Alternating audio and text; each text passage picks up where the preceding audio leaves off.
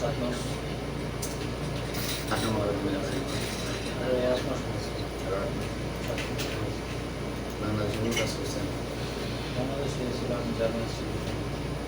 Germany ছিল তারপর September. একটু বড় জোরে কথা বলছি। জার্মানি ছিল। এই দেশে আসার পরে কোথায় কোথায় কাজ করছেন? জেলটাতে বর্তায় কাজ করছিলাম।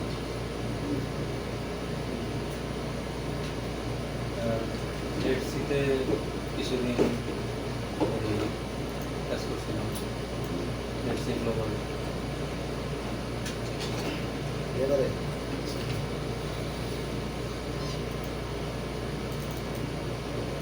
কি কাজ করছেন ইউনিভার্সিটি বলে? ওই জায়গার মধ্যে ইলেকট্রিশিয়ান এরপরে ঢুকছিলাম। এখন এখানে আপনারা কি কাজের প্রস্তাব দিয়ে আনছে? বলছে মেট্রো রেলের কোম্পানি সম্বন্ধে অভিজ্ঞতা আছে, যে এই কোম্পানি সম্বন্ধে অভিজ্ঞতা আছে? এমনি এই কোম্পানি সম্বন্ধে আপনার কাজের অভিজ্ঞতা নেই, এই কোম্পানির ব্যাকগ্রাউন্ড সম্বন্ধে আপনার জানা আছে?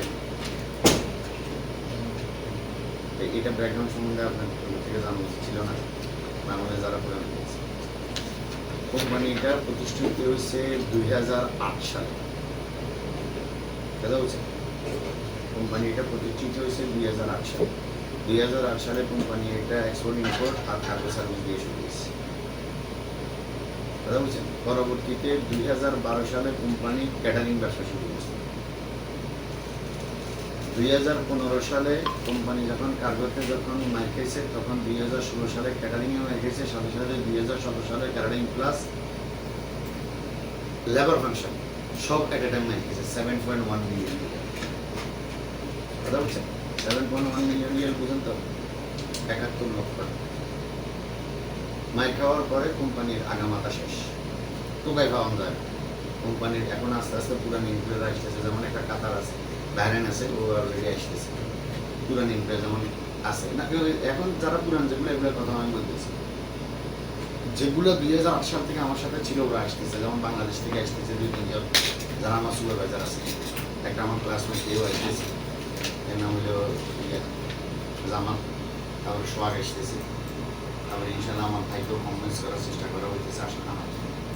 এরা কোম্পানির পুরানি ধ্বংস হয়ে যাওয়ার পরে এরা চলে গেছে। তাদের বাচ্চা খবর নাম হইতেছে, বাসা কোথায় আছে। এখন সবচেয়ে বড় কথা হলো ব্যবসার মধ্যে উত্থান আছে, সেটা আমাদের। কিন্তু কোম্পানির যে একবারে দুঃখের দিনগুলো ছিল, এগুলো মোটামুটি শেষ। এখন কোম্পানি যে কোনো প্রকারে কোম্পানি দাঁড়াচ্ছে, যে কোনোভাবে কোম্পানি দাঁড়াচ্ছে। কোম্পানি সম্পূর্ণ দাঁড়িয়ে নেবো সামনে বছর পর। মানে কি লেনদেন, এখন কোম্পানি লেনদেনের ভিতরে আছে, বহুত মানুষের দেনা আছে।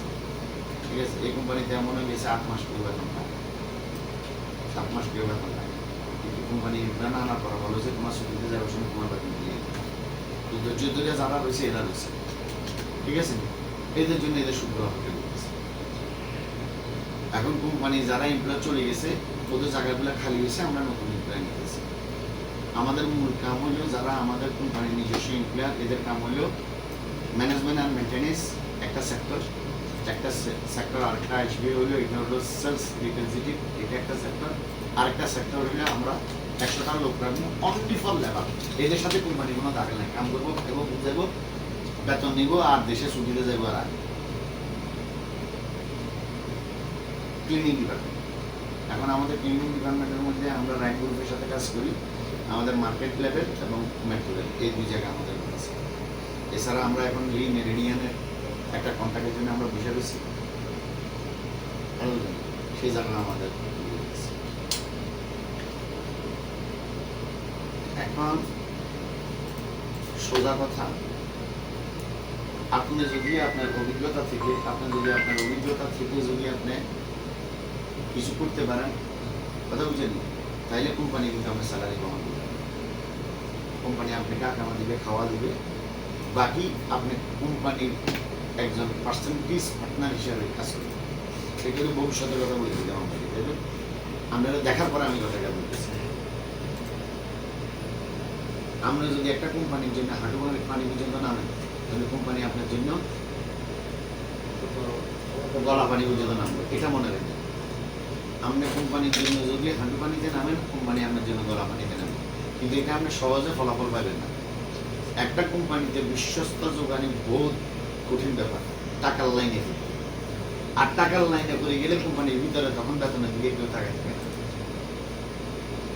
তখন এই বেতনের দরকার হয় না, অটোমেটিক টাকা খেলে আসতেই থাকে। সবচেয়ে বড় কথা হইল আপনার কোম্পানির কোথায় লাভ হয় সেদিকে যদি আপনি ফলো করতে পারেন, তাহলে কোম্পানি আপনাকে সুযোগ দিবে। আর কোম্পানি যদি চিন্তা করে এর কাম ধরে, আমরা কাম পাইছি, এটা কাম দিছি, কাম করতেছে আর ঘুম যেতেছে, ঠিক আছে না? কাম করতেছে আর ঘুম যেতেছে, তাহলে কোম্পানি আপনাকে বন্ধ করে। আর কোম্পানি যদি আপনি চিন্তা করেন আপনি একটা দিচ্ছেন, দেওয়ার পরে আমার কি স্বার্থ আছে, তাহলেও কোম্পানিতে আপনি কিছু করতে পারি না। বুঝছেন? মূলত আপনাকে আনা হয়েছে কোম্পানির ইনডোর আউটডোর ক্লিনার হিসাবে। এখানে মেট্রোলের মধ্যে কিছু না, অন্য কিছু না, ইনডোর আউটডোর ক্লিনার। স্যালারি আপনাকে বলা হয়েছে 800, 200, 200, 800 টাকা বেসিক স্যালারি, 10 ঘন্টা ডিউটি, 800 টাকা বেসিক স্যালারি, 200 টাকা ইন্স্যুরেন্স, আপনার ডাক্তারি অ্যালাউন্স, 200 টাকা খানা, এই টোটাল আপনার 1200 টাকা স্যালারি। যদি আপনি মেট্রো রেলে পড়েন তাহলে আপনার খানার টাকা দেওয়া, খানার টাকা সব পাবেন না, মানে খানা ফ্রি থাকতেছে। আর যদি আপনি মার্কেটে পড়েন তাহলে আমরা 1200 পাবেন, খানা আপনার ভাগে দিতে হবে। কথা বুঝছেন? এবারে মার্কেটে 10 ঘন্টা ডিউটি হইলেও আপনার, 8 ঘন্টা ডিউটি হইলেও আপনার, 12 ঘন্টা ডিউটি হইলেও আপনার। মার্কেটে কোনো ডিউটি নির্ধারণ নাই, কারণ আমরা মার্কেট ক্লিনারে লোক পাঠাই না, মার্কেট ম্যানেজমেন্টের লোক পাঠাই। কথা বুঝছেন?